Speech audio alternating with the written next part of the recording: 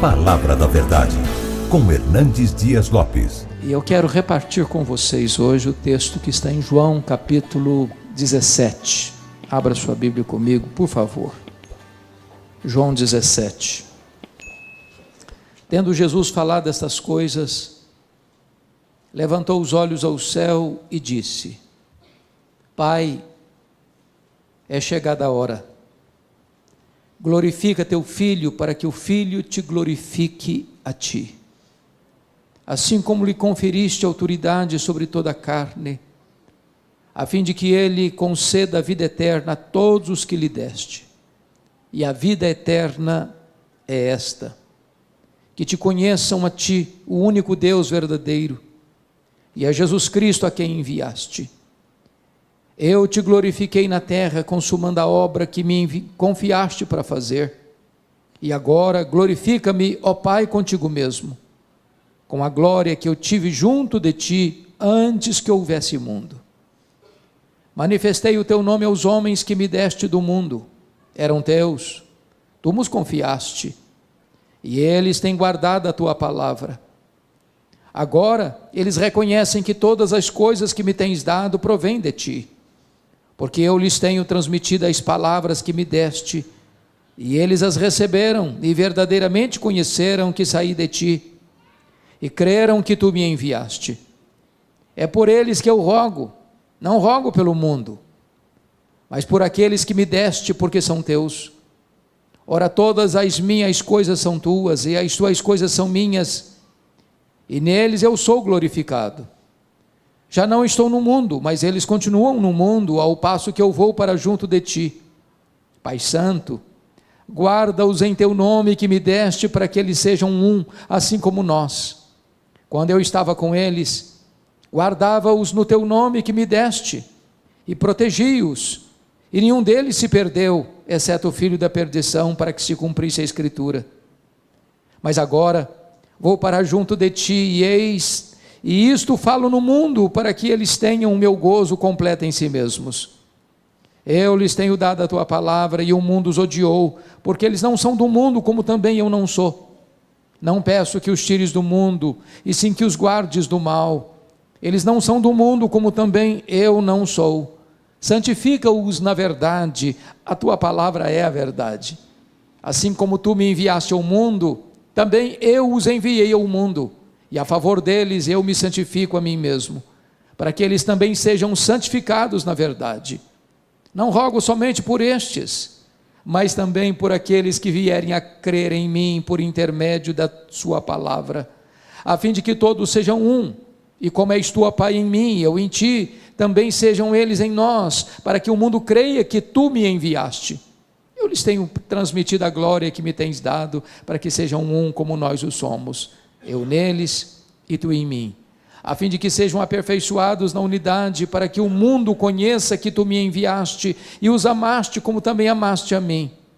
Pai, a minha vontade é que onde eu estou estejam também comigo os que me deste, para que vejam a minha glória que me conferiste, porque me amaste antes da fundação do mundo. Pai justo, o mundo não te conheceu, eu porém te conheci. E também estes compreenderam que tu me enviaste. Eu lhes fiz conhecer o teu nome, e ainda o farei conhecer, a fim de que o amor com que me amaste esteja neles, e eu neles esteja. Amém. Irmãos amados, eu gostaria de conversar um pouco com vocês hoje sobre a oração mais importante da história. A Bíblia registra muitas orações importantes, orações dos patriarcas, orações dos profetas, orações dos apóstolos, mas esta aqui é a mais importante oração, porque esta é a oração do Deus Filho ao Deus Pai. Esta é a oração da segunda pessoa da Trindade para a primeira pessoa da Trindade. E talvez não há nada mais sublime na vida do que ouvir, do que compreender este momento sublime de Jesus Cristo conversando com o Pai, antes de partir para a cruz. A circunstância que Cristo fez esta oração está registrado com muita clareza. Se você ler o capítulo 16 de João, ele tinha acabado de falar para os seus discípulos sobre o Pai, e agora ele está falando para o Pai acerca dos seus discípulos. Na vida e no ministério de Jesus Cristo, pregação e oração sempre caminharam juntas. Aqueles que falam aos homens sobre Deus, devem falar para Deus sobre os homens. Aqueles que pregam aos homens, precisam também falar para Deus acerca desses mesmos homens, porque pregação e oração caminham sempre juntas. Se você percebeu, Jesus nesta oração divide-a em 3 aspectos bem distintos. Nos versos 1 a 5, ele ora por si mesmo. Nos versos 6 a 19, ele ora pelos seus discípulos imediatos, aqueles que estão com ele no cenáculo. Mas nos versos 20 a 26, ele ora por aqueles discípulos que ainda haveriam de crer nele, segundo as Escrituras. Portanto, ele ora por você e por mim. Nós estávamos contemplados nesta oração do Senhor Jesus Cristo. Se você notar o contexto imediato, Jesus já havia ali no cenáculo lavado os pés dos seus discípulos. Jesus já havia alertado Pedro de que ele o negaria naquela mesma noite. Jesus já havia desmascarado Judas Iscariotes. Jesus já havia falado para eles acerca do céu, da casa do Pai, da sua segunda vinda e da promessa do derramamento do Espírito Santo. Ali Jesus já havia instituído a ceia. Ali Jesus já estava mergulhando na sombra da cruz, quando ele faz esta oração ao Pai, esta oração intercessória. Vale destacar que em momento tão agônico para Jesus, onde ele haveria de mergulhar sua alma na mais profunda angústia, que ele denomina de angústia de morte, onde o cálice da ira de Deus estava diante dele, ele não faz nenhum pedido nessa oração de qualquer livramento da dor, de qualquer livramento do sofrimento. Ele não pede nenhuma benesse material, temporal. O seu pedido é especificamente sobre bênçãos espirituais. Nesta oração de Jesus, ele se concentra em 4 assuntos: salvação, segurança, santidade e unidade. E eu gostaria então de tratar daquilo que estava no coração de Jesus, quando ele conversa com o Pai a nosso respeito. Primeiramente, vamos ver a primeira ênfase da oração, que é sobre salvação. E quando eu penso em salvação, e está nos versos 1 a 5, ele começa essa oração falando do instrumento da salvação, que é a cruz. Vejam vocês no verso 1, tendo Jesus falado essas coisas, levantou os olhos ao céu e disse: Pai, é chegada a hora, glorifica teu Filho, para que o Filho te glorifique a ti.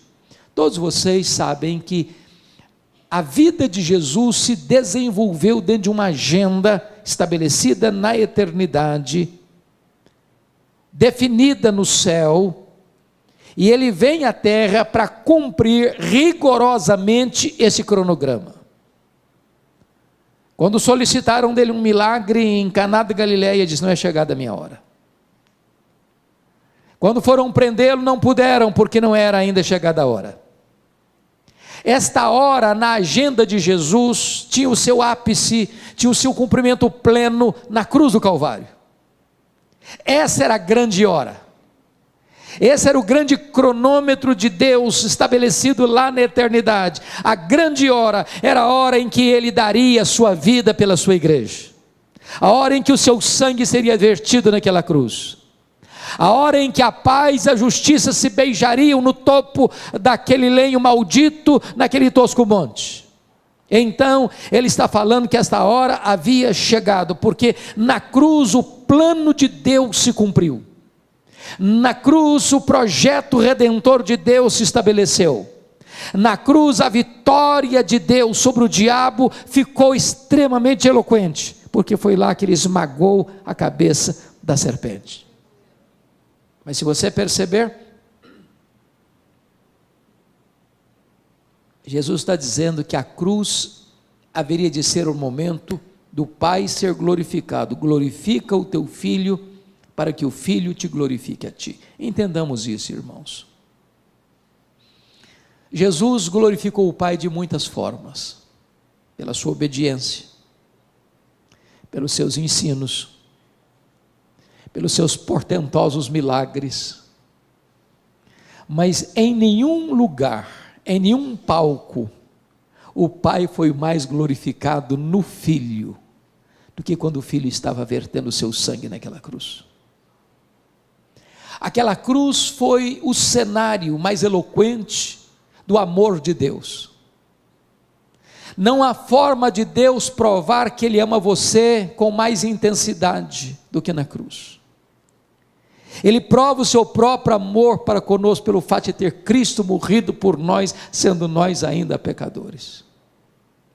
Não espere de Deus evidência maior de amor do que foi a cruz do Calvário.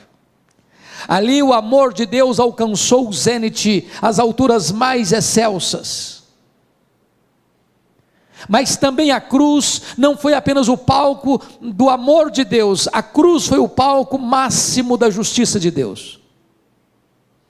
Porque Deus puniu o seu, o meu, o nosso pecado em seu Filho naquela cruz. E quando Deus estava punindo o nosso pecado no seu Filho, golpeando-o e agradando moê-lo naquela cruz, para que nós pudéssemos ser libertos da condenação eterna, nesse momento o Pai estava demonstrando a sua máxima justiça, ao mesmo tempo que revelando o seu máximo amor. Pois bem, amados, agora, notemos em segundo lugar a essência dessa salvação, versos 2 e 3, e a primeira coisa, no verso 2, Jesus recebe a autoridade do Pai para conferir a vida eterna. Veja comigo, assim como conferiste autoridade sobre toda a carne, a fim de que Ele conceda a vida eterna a todos os que lhe deste. Entendamos isso, irmãos. Não há nenhum outro ser que recebeu de Deus Pai autoridade no mundo para dar vida eterna, exceto Jesus Cristo. Nem os patriarcas, nem os profetas, nem os apóstolos, nem Maria, nem Pedro, nem Paulo, nem a igreja, nem qualquer denominação religiosa, nem qualquer concílio eclesiástico, nem qualquer encíclica papal, nem qualquer movimento humano tem capacidade, tem competência, tem autoridade para dar ao homem a vida eterna, a não ser Jesus Cristo. Só Ele pode salvar, só Ele é a porta do céu, só Ele é o caminho para Deus, só Ele é o mediador entre Deus e os homens. Não há nenhum outro nome dado entre os homens pelo qual importa que sejamos salvos, porque Ele recebeu do Pai essa autoridade para dar a vida eterna. Mas o que é vida eterna? E a resposta está no versículo 3, confira comigo. E a vida eterna é esta: que te conheçam a ti, único Deus verdadeiro, e a Jesus Cristo, a quem enviaste. Então vamos entender algo tão importante aqui. Algumas pessoas pensam que vida eterna, irmãos, é uma quantidade de tempo que não pode ter fim. E aí, quando algumas pessoas projetam isso, que vida eterna é apenas uma vida que nunca acaba, elas podem entrar até em desespero. Há poucos dias, um adolescente se aproximou de mim e disse assim: pastor, eu não quero ir para o céu não. Eu tomei um susto. Disse, mas Como assim? Me explica isso melhor. Ah, mas não quero mesmo. Mas explica para mim, por favor. Ah, porque a ideia de céu que eu tenho é que eu vou ficar sentada numa nuvem branca, tocando harpa, cantando. Ah, eu não aguento essa vida inteira, não. Eu quero coisa nova para a minha vida. Tem muitas pessoas que pensam que o céu vai ser chato, monótono. E eu preciso dizer para você que vida eterna é um relacionamento pessoal e íntimo com Deus, onde você vai amá-lo, onde você vai fruí-lo, onde você vai glorificá-lo, onde você vai exaltá-lo, onde você vai servi-lo, e esse Deus é inesgotável em seu ser, e você vai conhecê-lo, e jamais haverá um tempo na eternidade onde você possa dizer, já conheço tudo, não tenho mais nada para conhecer, agora eu preciso botar minha vida no piloto automático. Jamais isso vai acontecer. O céu é dinâmico. Então eu quero dizer uma coisa a você hoje. Sabe o que você vai fazer no céu depois que você tiver 1 milhão de anos lá? Você vai conhecer a Deus. Sabe o que você vai continuar fazendo depois que você tiver 1 bilhão de anos lá no céu? Você vai continuar conhecendo a Deus. Esse conhecimento é a própria essência da vida eterna. Essa intimidade com Deus é a própria beleza, encanto e realidade da própria vida eterna. Então, notem comigo, em terceiro lugar, a consumação dessa salvação no versículo de número 4. Ele diz assim: eu te glorifiquei na terra, consumando a obra que me confiaste para fazer. Preste atenção na palavra consumando, porque esta foi a sexta e penúltima palavra do Senhor Jesus Cristo na cruz do Calvário, quando ele dá um brado, e diz: está consumado. E essa palavra na língua grega é a palavra tetelestai, está pago, está consumado, está concluído, não tem mais nada por fazer. E essa palavra grega tetelestai, que é a mesma palavra consumado no grego, ela tem 3 significados. Primeiro, essa palavra era usada naquela época, quando um filho recebia uma incumbência de seu pai para fazer algum trabalho específico, e terminado esse trabalho, o filho chegava para o pai e dizia assim: papai, tetelestai, papai, eu concluí a obra que tu me confiaste para fazer. Quando Jesus está morrendo na cruz, ele está dizendo: papai, eu terminei a obra que tu me confiaste para fazer, morrer por amor daqueles que tu me deste, está concluída essa obra. Mas essa palavra tetelestai era usada num segundo sentido. Quando alguém ia pagar uma promissória num banco, quitando aquela dívida, ao pagar e saldar completamente a dívida, recebia então a promissória com um carimbo: tetelestai, está pago, está quites, não se deve mais nada. Eu quero dizer para você que crê no Senhor Jesus Cristo, que se você realmente crê nele, então a sua dívida foi quitada na cruz do Calvário. Então você está quites com a lei de Deus, então você está quites com a justiça de Deus, então já nenhuma condenação pesa mais sobre a sua vida. Tetelestai. Mas essa palavra tetelestai tinha um terceiro significado no grego. Essa palavra era usada quando você comprava um bem imóvel, uma casa, uma propriedade, e ao receber a escritura registrada, porque você já saldou todos os compromissos financeiros, essa escritura recebia um carimbo: tetelestai, agora é seu de direito e de posse. Eu quero dizer para você que quando você creu no Senhor Jesus Cristo, é como se Deus estivesse dando para você uma escritura do céu, registrada, dizendo: pertence a você, de direito e de posse, toma posse da vida eterna. A obra de Cristo foi concluída na cruz, e é isso que Jesus Cristo está dizendo para nós no versículo 4. Mas notem comigo o versículo 5, que trata da recompensa da salvação. E agora glorifica-me, ó Pai, contigo mesmo, com a glória que eu tive junto de ti, antes que houvesse o mundo. Prestem atenção, irmãos.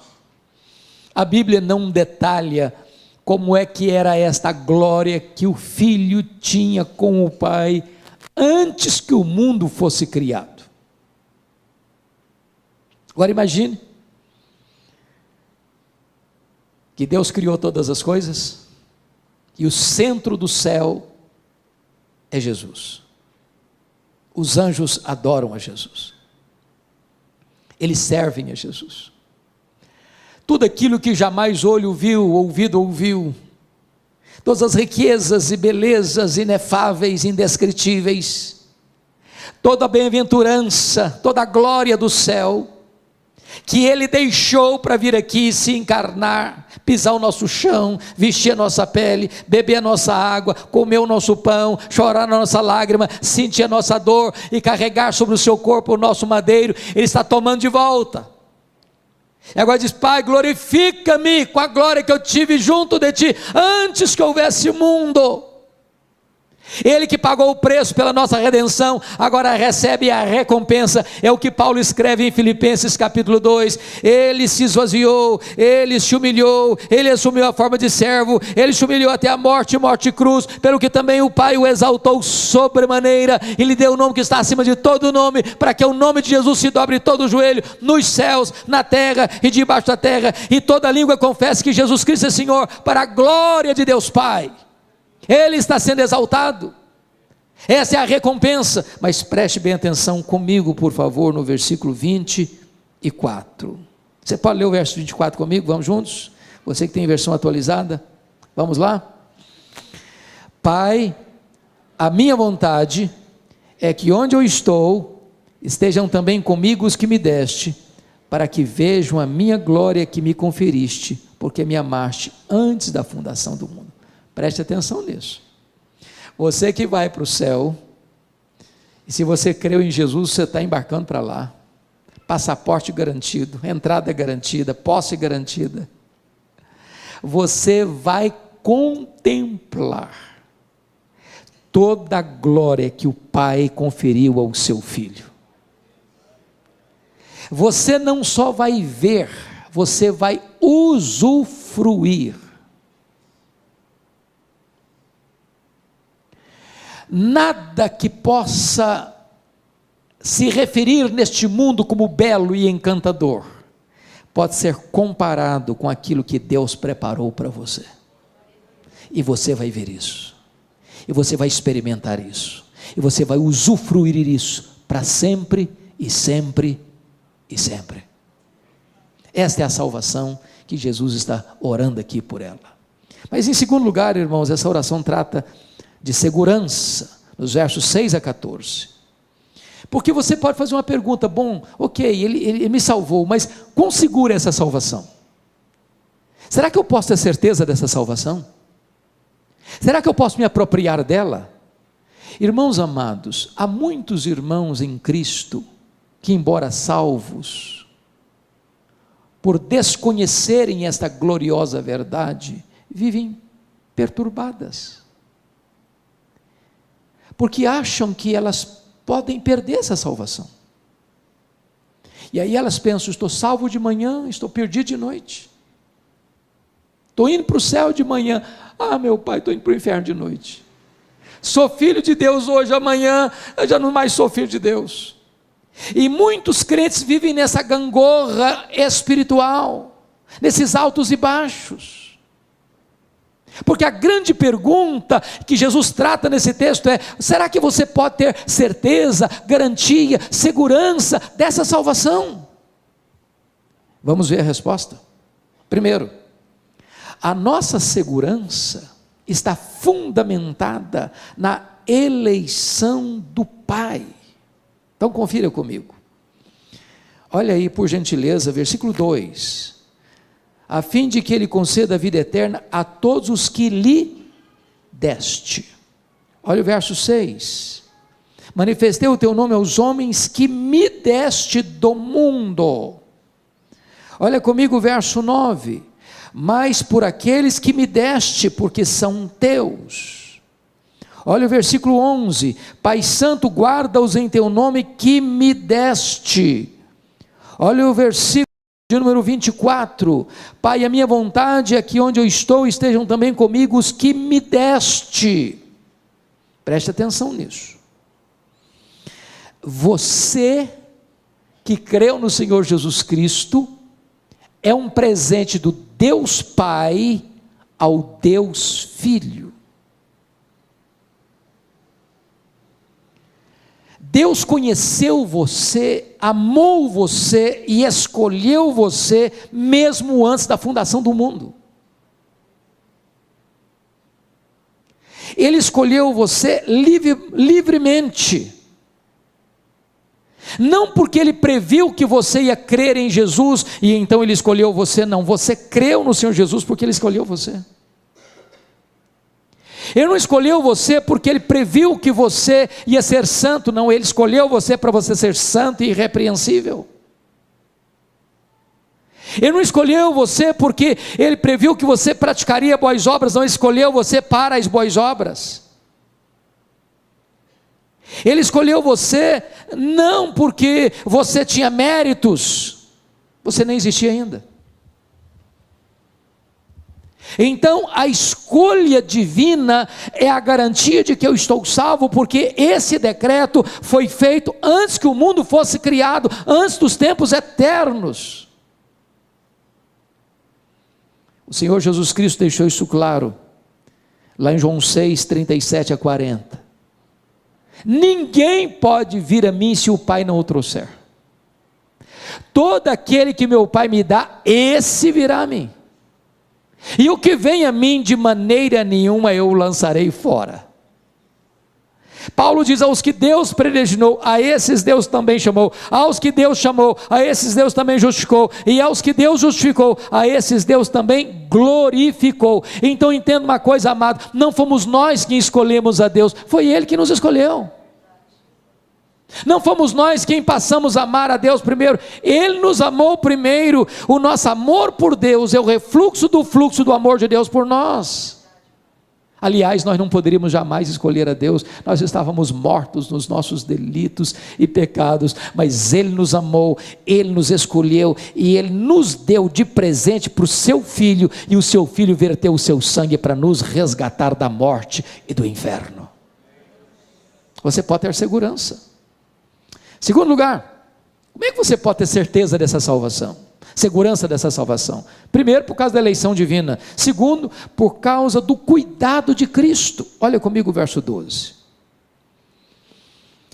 Quando eu estava com eles, guardava-os no teu nome que me deste, e protegi-os, e nenhum deles se perdeu, exceto o filho da perdição, para que se cumprisse a Escritura.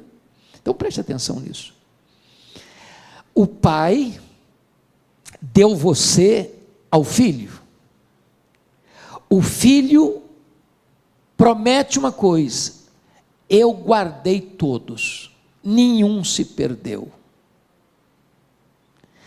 Jesus não vai permitir que nenhum daqueles que o Pai deu a Ele, por quem Ele morreu, se perca. Foi Ele quem prometeu isso. Ele diz assim: as minhas ovelhas ouvem a minha voz. Eu conheço as minhas ovelhas, elas me ouvem e me seguem. Eu dou a elas a vida eterna, e ninguém as arrebatará das minhas mãos. Lá nas décadas de 70, 80, nós cantamos uma música assim: segura na mão de Deus e vai. Tem um problema teológico aí, porque se eu segurar na mão de Deus, eu sou tão fraquinho, que eu tenho o risco de largar a mão e cair. Sabe o que a Bíblia diz? Não sou eu que seguro na mão dele, é Ele que segura na minha mão. Ele segura na minha mão. E quando Ele segura na minha mão, não tem como eu cair. Dos braços de Jesus ninguém arranca você. Você tem uma segurança eterna. A sua segurança não está fundamentada em quem você é e no que você faz. A sua segurança está fundamentada em quem Ele é e no que Ele fez por você. Ele é quem guarda você. É por isso que Paulo diz: nem a morte, nem a vida, nem anjos, nem principados, nem poderes, nem altura, nem profundidade, nem qualquer outra criatura poderá nos separar do amor de Deus que está em Cristo Jesus, nosso Senhor. Temos plena segurança e plena garantia. Mas em terceiro lugar, a sua salvação pode ter segurança sim. Você não precisa ficar com medo. Meu Deus, será que eu estou salvo? Será que eu posso me perder? Será que eu vou me desviar e ir para o inferno? Se você creu em Jesus, você está salvo, seguro, por uma terceira razão. A nossa segurança está baseada na intercessão de Cristo. Veja comigo, por favor, versículo 9. É por eles que eu rogo, não rogo pelo mundo, mas por aqueles que me deste, porque são teus. Olha o verso 11.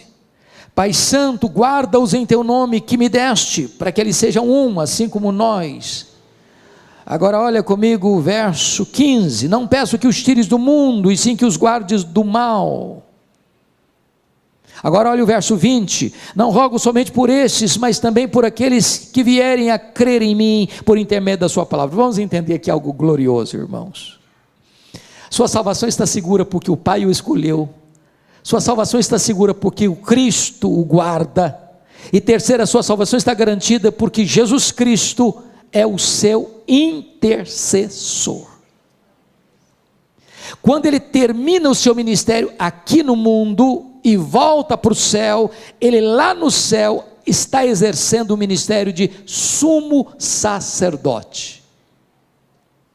Quando você grita por socorro, ele vem ao seu encontro e cerca você com o seu cuidado. Quando o inimigo acusa você diante do tribunal de Deus, ele se levanta como advogado justo, e não há a mínima chance do inimigo condenar você ou culpar você, porque está escrito assim: quem tentará acusação contra os eleitos de Deus? É Deus quem o justifica. Quem os condenará? É Cristo Jesus quem morreu, ou antes quem ressuscitou, o qual está à destra de Deus e também intercede por nós. Vamos entender isso. Quem tentará acusação contra os eleitos de Deus? É Deus quem justifica. Bom, é uma linguagem jurídica.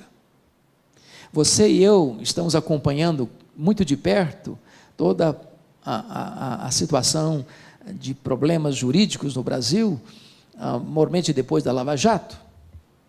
E você vê uma pessoa às vezes que é condenada na primeira instância, mas é absolvida na segunda instância. Ou ela é inocentada na primeira instância e se apela para a segunda, e a pessoa é condenada na segunda instância, ou na terceira instância, até a quarta instância. Quando Paulo diz assim: quem tentará acusação contra os eleitos de Deus? É Deus que o justifica. Está dizendo o seguinte: a sua justificação aconteceu no Supremo Tribunal Federal do céu. Não há instância superior para se apelar, para mudar esse julgamento.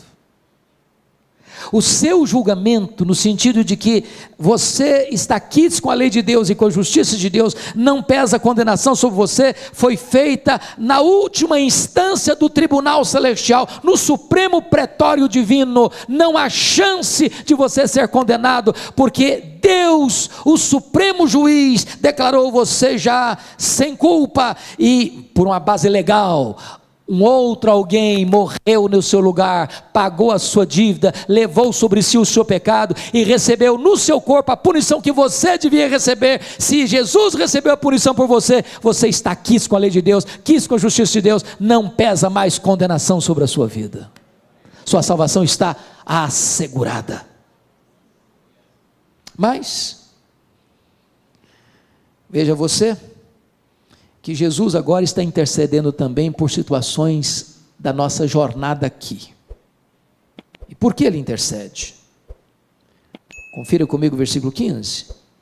Não peço que os tires do mundo, e sim que os guardes do mal. A palavra mal aqui deveria ser melhor traduzida maligno. O que Jesus está dizendo é o seguinte: Pai, eu não peço que tu tires os meus do mundo, porque essa ideia que prevaleceu na Idade Média de que esse mundo está muito contaminado, então eu não posso ser santo vivendo aqui, vou para um mosteiro, vou me isolar. O grande problema é que quando uma pessoa se isola do mundo, ela leva o seu problema junto com ela, porque o problema não está fora, o problema está no coração. Mas mais, Jesus está dizendo o seguinte: livra-os do mal, livra-os do maligno. Sabe o que significa isso? Significa que aquele que nos salvou é o único capaz de nos sustentar dos ataques, das sutilezas, das armadilhas, dos laços do diabo, porque ele vive 24 horas por dia ao nosso derredor, tentando nos tragar, tentando nos devorar, tentando nos levar para uma região perigosa, para uma zona escorregadia, para um momento de fraqueza ou de uma autoconfiança. E o Jesus Cristo está orando: Pai, guarda-os do maligno, proteja-os do maligno, proteja-os do maligno. E você precisa entender uma coisa: é o Pai que protege você, é o Deus Todo-Poderoso que segura a sua mão, é Ele quem livra você, a sua alma da morte, seus olhos das lágrimas e seus pés da queda. Mas mais uma coisa, irmãos, agora vamos ver comigo o terceiro ponto dessa mensagem, que é santidade. Bom, então vamos entender o raciocínio. Está falando de salvação, e a salvação é segura, e você pode ter a segurança dela. Mas enquanto você caminha aqui, como é que você deve caminhar como um salvo? Como é que você prova que você é uma pessoa salva? Só basta bater no peito: eu estou salvo, está resolvido o assunto? Ah, eu sou membro da igreja presbiteriana de Vila Operária, então estou salvo. É isso? Ah, eu tenho minha Bíblia, eu leio a minha Bíblia. É isso? Qual é a evidência que você é uma pessoa salva? Que provas você pode dar que você é uma pessoa salva? Então vamos ver isso, irmãos. Vamos ver isso. Entendamos uma coisa: a nossa entrada no céu é exclusivamente pela graça e não pelas obras. Mas o céu em si mesmo não seria céu para nós sem um caráter santo. Prestem bem atenção no que vou lhes dizer. Uma pessoa que não ama a santidade não vai ter clima no céu, vai ser um peixe fora d'água lá. Há muitas pessoas, irmãos, que pensam que a morte é um condão mágico que muda as pessoas. Morre o pior cidadão, todo mundo elogia o cara. Morreu, só elogio. Mas um ímpio que morre ímpio não ressuscita pio. Morreu pagão, não ressuscita um cristão. Morrer um perverso não ressuscita um santo. Então, se você é uma pessoa salva, isso precisa ser demonstrado. E de que maneira? De que maneira nós somos santificados? Primeiro, nós somos santificados pela palavra. Vamos lá no versículo 17 comigo? 17 e 17, está escrito assim: santifica-os na verdade, a tua palavra é a verdade. Agora vamos entender, irmãos, algo sublime aqui. Você quer ser santo, irmão? Você tem que ler Bíblia. Eu não sei quanto a vocês, eu penso, estou convencido disso, que nós vivemos na geração mais empolgante da história. Eu sou animadíssimo com a nossa geração. Irmãos, nenhuma geração viu o que nós estamos vendo. Nós dobramos um milênio, nós dobramos um século, e nós somos a única geração da história da humanidade que tem conhecimento e experiência da comunicação sem fronteiras. Que coisa fantástica! Quando eu fiz seminário, nos idos de 78 a 81, meu livro texto de teologia não tinha em língua portuguesa.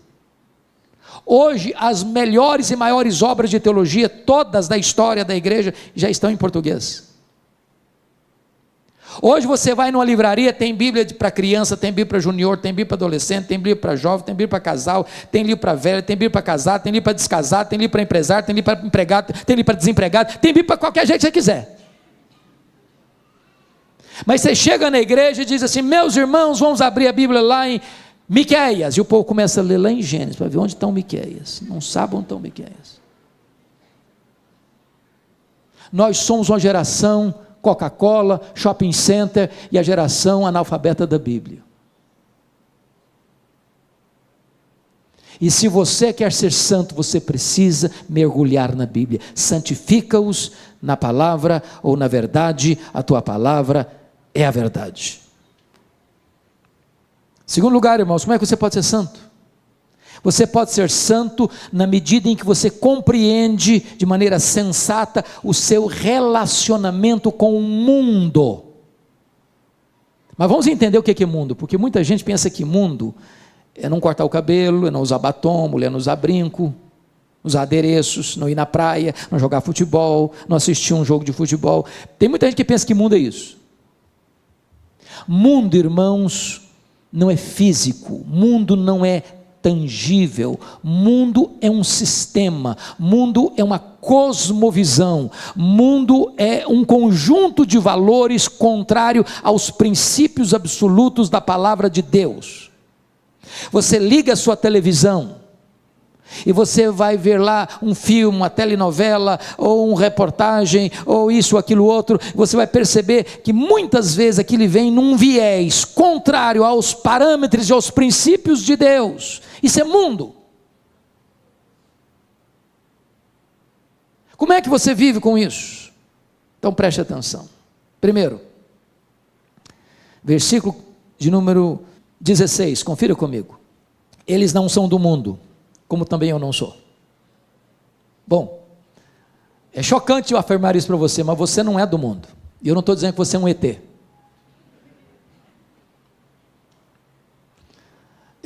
Deixa eu brincar um pouco para descontrair. Eu fui criado na região rural, na minha infância e começo de adolescência. Quando eu falo rural de verdade, sem luz elétrica, com lamparina de querosene.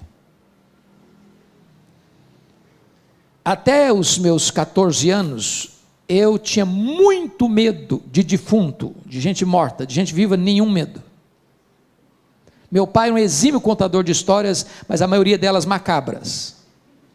Defunto que levantou do caixão, e vocês não imaginam o desespero que era fazer uma viagem sozinho de noite. Virava uma folha de bananeira, você achava que era um defunto que estava vivendo no caixão. Era um troço horrível. Eu morava do lado de um cemitério, minha família mora até hoje.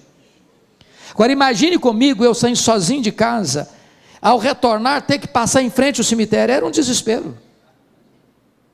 E um determinado dia, à noite muito escura, eu voltando, coração acelerado de medo, quando eu olho uma senhora caminhando, e eu me aproximei, apertei o passo, falei, pelo menos vou ter companhia para passar em frente. Eu chego em frente, a mulher começa a bater papo, e ela fala, meu filho, quando eu era deste mundo, falei, pronto, eu estou falando de um fantasma, um desespero total. É claro que Jesus não está dizendo que você é um fantasma, você não é desse mundo, significa o seguinte, você está aqui, mas os valores que regem a sua vida são outros valores. Os princípios que governam sua vida, seu casamento, sua família, seus negócios, seus lucros, seus gastos, seu lazer, sua mente, seu coração, suas emoções, suas palavras, suas reações, são outros princípios. Você não é deste mundo. Segundo, olha comigo o versículo 14. Eu lhes tenho dado a tua palavra e o mundo os odiou. Preste atenção nisso. O mundo odiou ontem, o mundo odeia hoje e o mundo vai odiar amanhã. A igreja e o mundo nunca vão ser bons parceiros. Eu não estou falando que você não vai ser bom parceiro do seu vizinho, dos seus amigos. Eu estou falando que entre você e esse sistema de valores vai existir um conflito permanente. E se a igreja não está sendo perseguida pelo mundo, não é porque o mundo amansou, é porque a igreja se acovardou. Perguntaram para Francisco Leonardo, eminente professor do Seminário do Norte, Reverendo Francisco: se a igreja for mais perseguida, ela será mais fiel? Ele respondeu: não.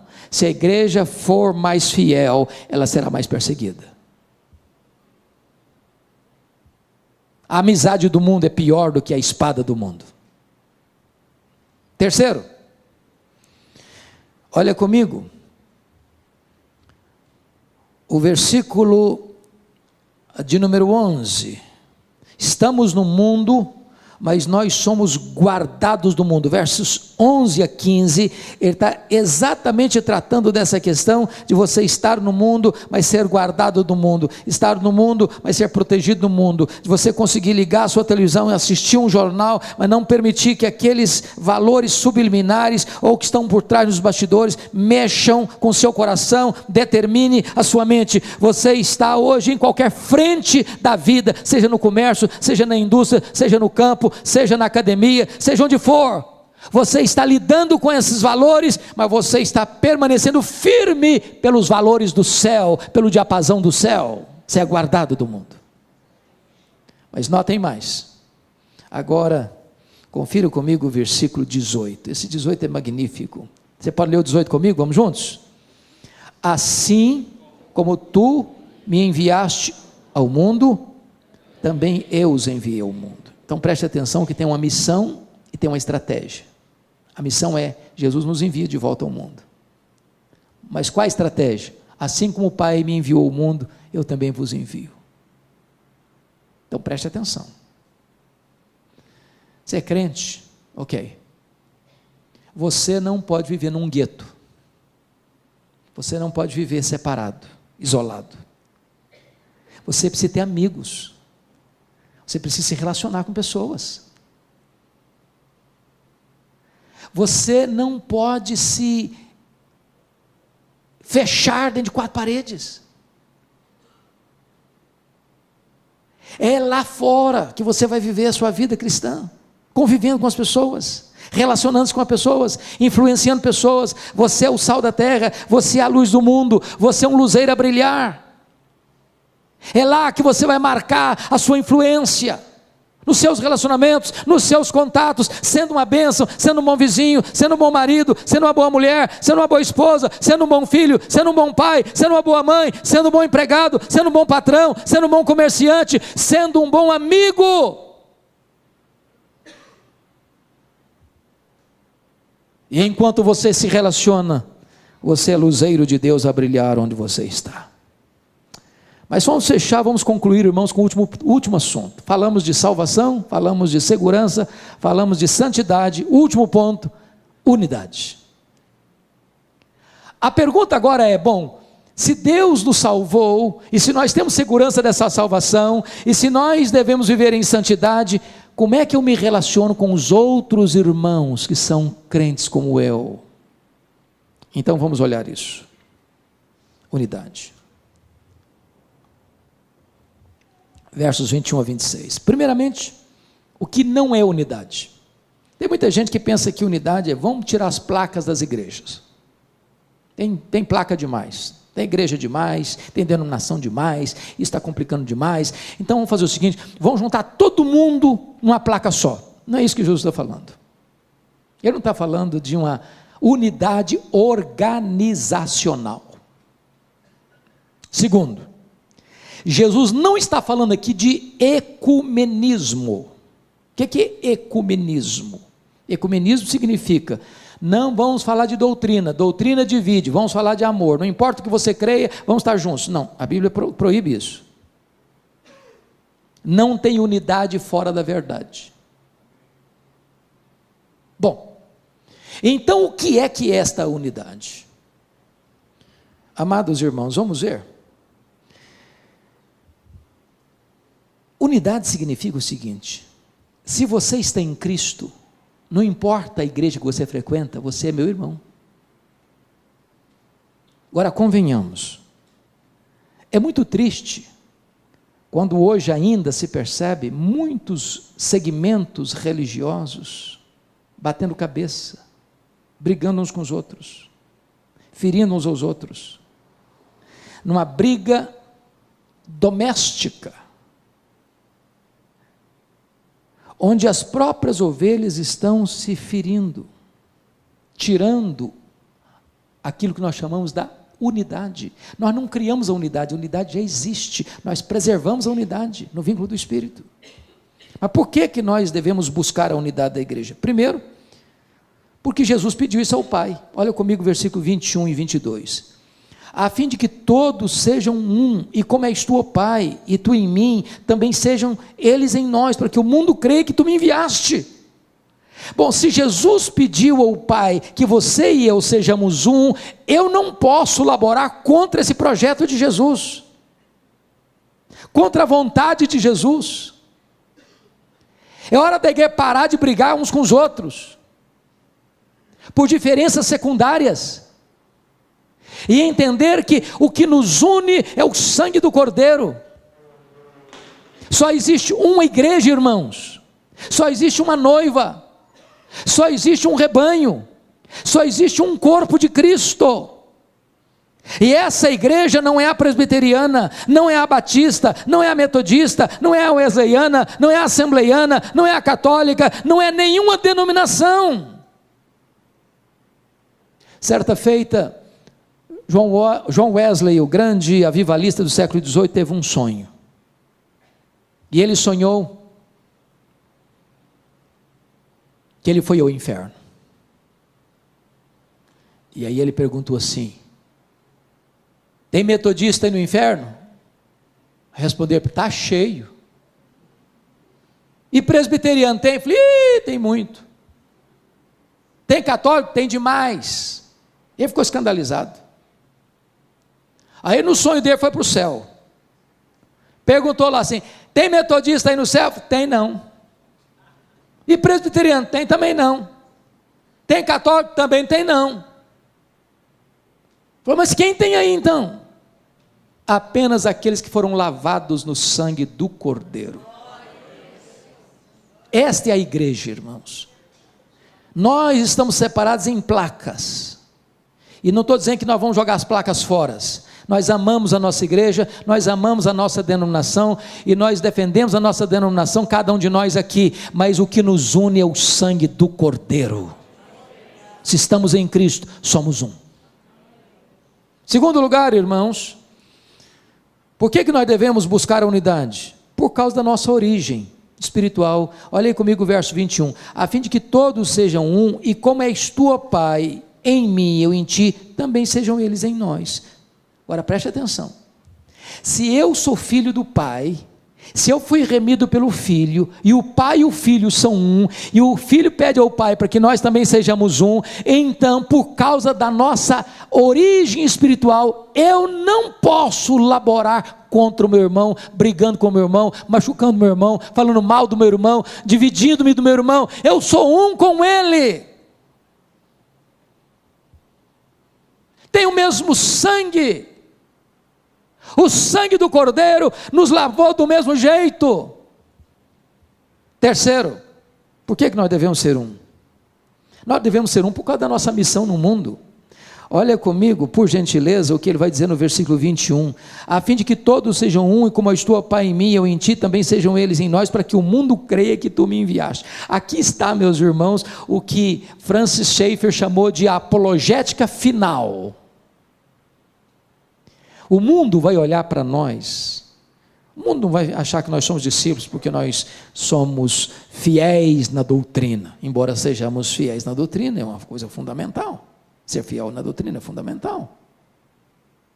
O mundo só vai olhar para nós, não, eles são discípulos de Cristo mesmo, olha como é que eles se amam, olha como eles caminham juntos, olha como eles cuidam dos outros. Quando o mundo olhar para a igreja e ver que a igreja se ama, que os crentes se amam, que eles são um, o mundo vai dizer: é verdade, o que eles pregam é verdade, eles pregam a coisa que eles vivem, isso funciona na vida deles, e nós precisamos experimentar o que eles já experimentaram. Não tem melhor plataforma evangelística da igreja do que viver o evangelho, e viver o que Jesus rogou ao Pai para que nós vivêssemos, para que nós fôssemos um. Agora preste atenção, Eu preciso ilustrar isso para você entender. Eu acho que a melhor ilustração que eu já encontrei para essa unidade, eu encontrei em Juan Carlos Ortiz, pastor argentino, no seu livro Como Fazer Discípulos, Ser e Fazer Discípulos. E eu me dirijo talvez aqui a alguns agricultores, porque vocês vivem, para mim, e eu conheço boa parte do Brasil, a maior parte do Brasil, eu não conheço nenhuma região agrícola mais bonita do que a região de vocês. Então ele ilustrou da seguinte maneira: pense, você está arrancando um pé de batatas inglesas, esses tubérculos, apreciados no mundo inteiro. Você arranca um pé de batatas, você tem várias batatas no mesmo pé. Mas tem umas maiores, outras menores, umas mais lisas, outras mais ásperas. Elas estão perto, mas elas não são uma unidade. Aí o agricultor bota 30 quilos de batatas num saco, e elas estão comprimidas, umas apertadas nas outras, umas maiores, outras menores, umas mais lisas, outras mais ásperas, mas elas não são unidade. E aí o agricultor envia um caminhão de batatas à Ceasa, e aí tem um montão de sacos de batatas, elas estão muito juntas, mas não são unidade. Aí o homem da mercearia ou do pequeno supermercado vai lá na Ceasa e compra lá uma porção delas e bota numa banca. Elas estão juntas, mas não são unidade. Aí a dona Maria vai ao supermercado, escolhe as melhores, um saco, do saco ela pega 2 quilos de batatas e elas são levadas para casa numa sacola e botadas numa gaveta dentro da geladeira, mas elas não são unidade. Umas maiores, outras menores, umas mais lisas, outras mais ásperas. Aí se pega essas batatas e casca essas batatas e corta essas batatas e bota na água e elas são cozinhadas e a dona Maria vai lá e faz um purê de batatas. Agora não tem uma maior, não tem uma menor, não tem uma mais lisa, não tem uma mais áspera. Agora nenhuma pode olhar para eu sou mais bonita que você, eu sou melhor que você, eu sou mais importante que você. Agora elas são um purê. Agora elas são uma unidade. É isso que nós devemos ser. E eu termino dizendo o seguinte: sabe por que nós devemos ser um?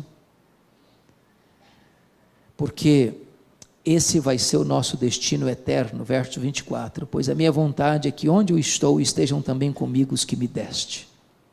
Então, pare de brigar com o seu irmão, sabe por quê? Se você achar que você é mais importante do que ele, que você é melhor que ele, que você sabe mais do que ele, que você tem mais dons do que ele, que você é mais maduro na fé do que ele, e que o irmãozinho é muito fraquinho, é muito isso, muito aquilo, quando você chegar no céu, sabe quem você vai ver lá? Esse irmãozinho seu. Se ele está em Cristo, você vai para lá. E é melhor você começar a aprender a conviver com ele aqui, porque você vai ter que viver com ele por toda a eternidade. Eu espero em Deus que a oração do Deus Filho ao Deus Pai encoraje a cada um aqui nesta noite a entendermos que a nossa salvação foi realizada por Ele na cruz, que essa salvação é garantida pelo próprio Deus, você não precisa ter medo, e que se você é uma pessoa salva, você evidencia isso através de uma vida de santidade, e nós que fomos alcançados pela graça, somos um, e assim devemos viver aqui, porque assim viveremos para sempre, e sempre, e sempre.